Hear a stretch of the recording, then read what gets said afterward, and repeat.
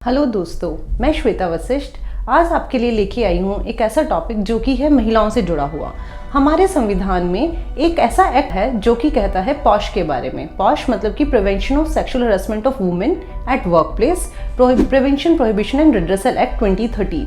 ये एक ऐसा एक्ट है जो कि एक इक्वालिटी का राइट देता है महिलाओं को पुरुष के साथ कंधे से कंधा मिलाकर चलने के लिए। जैसा कि आप जानते हैं कि यह एक्ट आया ही 2013 में था, पर उससे पहले ये आया क्यों और इसका रीजन क्या था आने का। मतलब हम लोगों ने अगर इस एक्ट को, अधिनियम को लागू किया, भारत सरकार ने क्या ऐसा सोचा या क्या ऐसा उन्हें दिखाई दिया जिसकी वजह से इस एक्ट को लाया गया।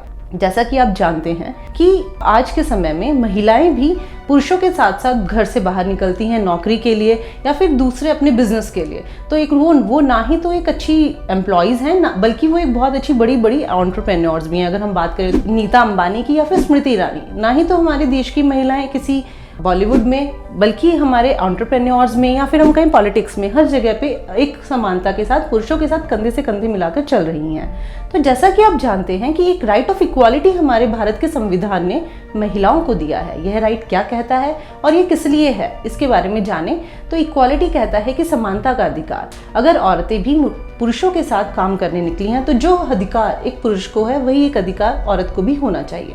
आज हम जानेंगे पॉश एक्ट के बारे में कि इसकी डेफिनेशंस क्या है, ये किस लिए आया और इसके आगे आगे चलते अगर हम चलते जाते हैं इस पॉश एक्ट के साथ तो फिर क्या क्या चीज़ें इसके अंतर्गत आती हैं। तो जैसा कि आप जानते हैं कि पॉश एक्ट आया 2013 में था, मगर उससे पहले ऐसा क्या हुआ था, क्या घटित हुआ था जिसकी वजह से पॉश एक्ट को आना पड़ा।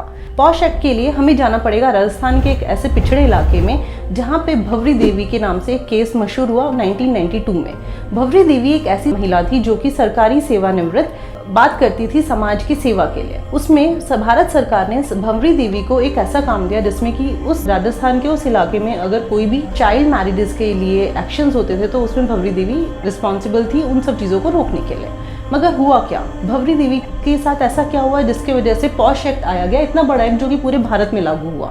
उस समय 1992 में भवरी देवी ने जब जाना कि चाइल्ड मैरिज राजस्थान में हो रही है तो उन्होंने उसको रोका और वो रुक भी गया। कोर्ट में केस गया, हाई कोर्ट तक केस गया और फिर वो वहाँ पे जाके रुक गया। बट उसके बाद भवरी देवी के साथ ऐसा क्या हुआ जिसकी वजह से पॉश एक्ट आया।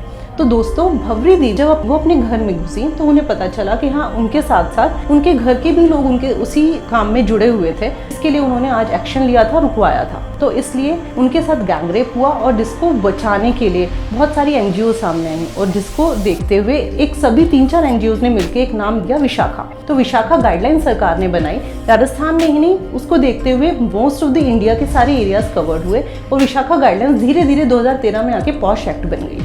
तो इसके पॉश एक्ट के अंतर्गत हमने कुछ डेफिनेशंस पे बात करनी है जो कहती हैं सेक्सुअल हरासमेंट के बारे में, आपका प्रोहिबिशन के बारे में और उसके रिड्रेसल के बारे में। तो पॉश एक्ट की डेफिनेशन 5 भाग में डिवाइडेड है। फर्स्ट कहता है making sexually coloured remark. Sexually coloured remark का मतलब क्या होता है, किसी भी सेक्स के अंतर्गत एक जेंडर को डिफाइन किया जाए कि ये महिला है, ये पुरुष है। तो ये सेक्सुअली कलर्ड रिमार्क के बेसिस पे अगर किसी को बोला जाए कि हाँ ये महिला है और इसको इस वजह से डिफरेंशिएट कर दिया गया है तो इसको हम कहते हैं sexual harassment. Secondly is showing pornography and the third one is any request for sexual advances. So these all are covered under the sexual harassments. Any verbal and non-verbal conduct of sexual nature or any other kind of unwanted physical gestures. मतलब कि अगर हमने कुछ ऐसा हमारे खड़े होने का पोस्चर भी अगर गलत है तो वो भी अगर किसी के मानसिक विचारधारा के ऊपर एक ऐसा प्रभाव डाल रहा है जिससे कि उसे लग रहा है कि यह एक तरीका गलत है तो हम उसको सेक्सुअल हरासमेंट में कवर करते हैं। फॉर एग्जाम्पल, मैं आपको एक एग्जाम्पल देती हूँ कि अगर आप एक एम्प्लॉय है, वो एम्प्लॉय है जो कि अभी अभी रिसेंटली ऑर्गेनाइजेशन में ज्वाइन किया है। अब उस एम्प्लॉय के ऊपर वो एक फीमेल को देखता है और ये कहता है कि हाँ ठीक है, ये लड़की बहुत सुंदर है, पर उसका कहने का जो तरीका है वो ऐसे है। या तो उसने अपने होठ पे हाथ रखे हैं या उसने अपने किसी दोस्त को किसी तरीके से छेड़ते हुए ये बात बोली।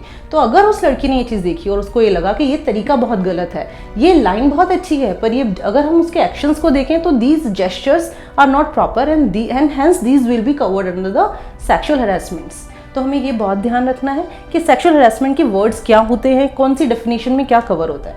नेक्स्ट इज इसके अंदर एम्प्लॉयज़ कौन कौन से कवर्ड हैं। जैसा कि आप जानते हैं कि सेक्सुअल हरासमेंट एम्प्लॉयज़ के ऊपर एप्लीकेबल है, तो एम्प्लॉयज़ कौन कौन हो सकते हैं। ये वो भी हो सकता है जो किसी कंपनी में कार्यरत है, ये वो भी हो सकता है जो कोई स्कूल में टीचर है, ये वो भी हो सकता है जो किसी घर के अंदर एक काम वाली आई है आपके लिए, या फिर कोई एक हेल्पर है। तो हम सबको कहते हैं एम्प्लॉयज़। अब एम्प्लॉयज़ में भी हमारे पास अलग अलग टाइप के एम्प्लॉयज़ होते हैं, जैसे कॉन्ट्रैक्चुअल, ट्रेनीज़, आपका परमानेंट एम्प्लॉय, आपका लेबर एम्प्लॉयज़, तो ये सब के ऊपर एप्लीकेबल होता है एक्ट। अब इसमें ऑर्गेनाइजेशंस कौन कौन सी हैं? कोई भी एक ऐसी संस्था जहाँ पे 10 या उससे अधिक एम्प्लॉयज़ वर्क करते हैं या कार्यरत हो, उस ऑर्गेनाइजेशन के ऊपर पॉश एक्ट एप्लीकेबल होता है। इसमें नेक्स्ट डेफिनेशन आती है एग्रीव्ड वुमेन की। एग्रीव्ड वुमेन क्या होती हैं? एग्रीव्ड वुमेन हम उसे कहते हैं जो कोई कंप्लेन कराती हैं किसी रेस्पोंडेंट के अगेंस्ट में। रेस्पोंडेंट मतलब कि वो एक ऐसा एम्प्लॉय या फिर हम कहें एक ऐसा मनुष्य है जिसने कि उस औरत को सेक्सुअली हैरेस किया है। हम ये नहीं कह सकते कि हाँ ठीक है, वो एक ज़रूरी नहीं है कि वो एक महिला ही हो जो कि एग्रीव्ड वुमेन हो, वो एक पुरुष भी हो सकता है जिसने किसी महिला के अगेंस्ट में कंप्लेन कराई हो। तो रेस्पोंडेंट या तो पुरुष होगा या तो महिला होगी, बट हाँ वो रेस्पोंडेंट हम उसे कहते हैं जिसके अगेंस्ट में कंप्लेन की गई होती है, और एग्रीव्ड वुमन उसे कहते हैं जिसने हमारे लिए कंप्लेन कराई होती है। पॉश के अंदर कवर्ड होता है physical contact and advances. Secondly showing pornography, जैसे मैंने कहा, demand and request for the sexual favours और any other unwelcome physical touch. Unwelcome physical touch means जिसको कि मैंने कहा कि ये मेरे लिए, अगर किसी ने मेरे कंधे पे हाथ रखा, अगर वो मेरे लिए अनवेलकमिंग है तो that will also covered under the posh act. अभी तक हमने देखा कि पॉश के अंदर क्या क्या चीज़ें कवर्ड होती हैं, तो आपको बहुत ध्यान रखना है। पॉश की डेफिनेशन मतलब कि सेक्सुअल हैरेसमेंट की डेफिनेशन, उसके बाद respondent and the aggrieved person. अब एक फोर्थ पॉइंट आता है हमारे लिए वर्क प्लेस। वर्क प्लेस क्या होती है? तो अगर हम कहें कि वर्क प्लेस किस एरिया के लिए हम लोग कह रहे हैं, तो वो सिर्फ एक वो ऑर्गेनाइजेशन नहीं है, और वर्क प्लेस एक ऐसा स्पेस जहाँ पे कि आप गए हो काम करने के लिए। ये भी हो सकता है कि आपकी खुद की कंपनी, या फिर एक वो भी हो सकता है जो आपका क्लाइंट है। तो अगर मैं कहूँ कि मैं अपनी कंपनी से क्लाइंट प्लेस तक गई और उस रास्ते के बीच में मेरे साथ सेक्सुअल हैरेसमेंट हुआ, तो वो कैसे हो सकता है? अगर मैं ऑटो में गई या फिर मैं कैब में गई, तो वो जो मेरा कैब में जो बंदा मुझे लेके गया, फिर जो एम्प्लॉय था जिसके साथ में गई, अगर ऑन दी वे भी अगर मेरे साथ कुछ गलत हुआ है तो वो सेक्सुअल हैरेसमेंट में फॉल कर सकता है।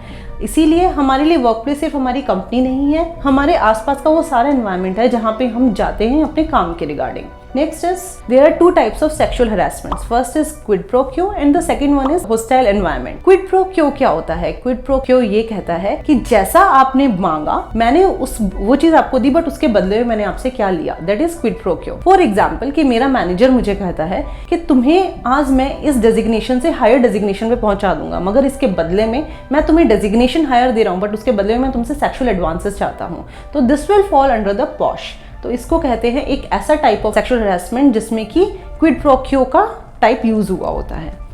Next one is the hostile environment. Hostile work environment क्या होता है? एक ऐसा वर्क एनवायरनमेंट जहाँ पे कि डिग्रेडिंग कमेंट्स पास किए गए हों, या फिर सेक्सुअली प्रपोजिशंस बनाए गए हों, वल्गर लैंग्वेज का यूज किया गया हो, या फिर सेक्सुअल टचिंग हुई हो। इसमें एक और आता है कि एम्बैरेसिंग कोटेशंस दी गई हों या फिर सेक्सुअल जोक्स पास किए गए हों, तो these all fall under the hostile working environment. सबसे बड़ा एग्जांपल है coloured sexual remarks. For example मेरा रंग काला है और किसी और महिला का रंग सफ़ेद है, तो अगर इसके बेसिस पे भी बोला जाए कि वो काली लड़की है, वो गोरी लड़की है, तो these will also fall under the coloured sexual remarks. तो हमें ध्यान रखना है कि हमें कहीं भी किसी भी ऑर्गेनाइजेशन में जाते हुए या फिर पब्लिक स्पेस पे भी ऐसे ऐसे वर्ड्स को बिल्कुल अवॉइड करें, क्योंकि अब हमारी सरकार पॉश एक्ट लेके आई है जिसमें आपको नहीं पता कि कब आपके ऊपर कौन सी कंप्लेन फाइल हो जाए। Next is sexual harassment. It's not a joke, so take it seriously and do actions accordingly. तो दोस्तों हमने जाना कि सेक्सुअल हैरेसमेंट के 5 पार्ट्स हैं। उसकी डेफिनेशन में आता है making sexual coloured remarks, showing pornography, any request for sexual advances, physical contact and sexual advances, any verbal and non verbal conduct of sexual nature. तो ये सब कवर्ड होते हैं सेक्सुअल हैरेसमेंट में।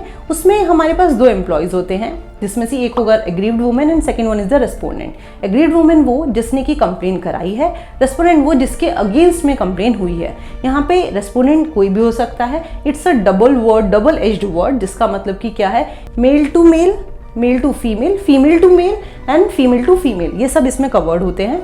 इसका एक हमने पार्ट देखा था वर्क स्पेस। वर्क स्पेस क्या कहता है कि आपका कौन सा एरिया होगा जिसको आप कहोगे कि वर्क स्पेस है, और इसके अंडर अगर हमारे साथ सेक्सुअल हैरेसमेंट हुआ है तो पॉश एक्ट एप्लीकेबल होगा और हम कंप्लेन करा सकते हैं। तो these all we have covered today. अब इसके बाद अगली जो वीडियो होगी उसमें हम देखेंगे कि आपको कैसे कैसे जाके कंप्लेन फाइल करानी है और किस किस को कंप्लेन फाइल कराने का क्या क्या अधिकार है। उसके बाद रेजोल्यूशंस क्या क्या होंगे और आप रेमेडीज क्या हैं, या फिर उसके बाद आपको फायदा क्या होने वाला है। तो let's see in the next video. Thank you.